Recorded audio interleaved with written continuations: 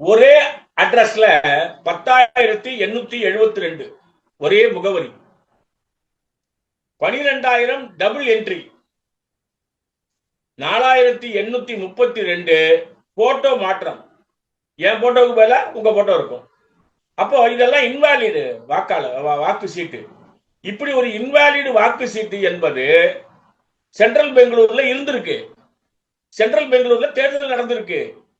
தேர்தல் நடந்து தேர்தல் வெற்றியை நாம உறுதிப்படுத்தி இருக்கிறோம். இது எப்படி அரசியலமைப்பு சட்டத்தின் அந்த சட்ட திட்டங்களின்படி இந்த தேர்தல் எப்படி வெற்றி பெற்றதாக கருதப்படும். இப்பதான் அந்த டாக்குமெண்ட்டை நமக்கு அவர் கொடுக்கிறார். இது வெறும் சென்ட்ரல் பெங்களூர்ல ஏற்பட்டிருக்கக்கூடிய விஷயம் மட்டுமல்ல. கடந்த 5 மாதத்தில், அதாவது கர்நாடகா, ராஜஸ்தான், மத்திய பிரதேசம், மகாராஷ்டிரா, பீகாரை விட்டுருங்க, பீகார் நம்ம தனியா பேசுறோம். இந்த 4 மாநிலங்களில் 5 மாதங்களில் சேர்க்கப்பட்ட வாக்குகள் ஒரு விவரம் தரான். 5 மாசத்துல அந்த டோட்டல் இருக்கு பாருங்க. அந்த டோட்டல் 5 வருஷத்துல உள்ள டோட்டலை விட அதிகம். 5 மாதத்தில் இணைக்கப்பட்ட வாக்குகள் 5 ஆண்டுகளில் இணைக்கப்பட்ட வாக்குகளை விட கூடுதலாக உள்ளது. ரைட்.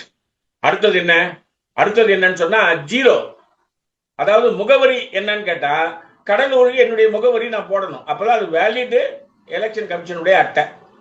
ஆனா என் முகவரியில ஜீரோ இருக்கு. இந்த ஜீரோ எத்தனை பேருக்கு இருக்குன்னு சொன்னா, ஒரு தொகுதியில 325 பேருக்கு இருக்கு.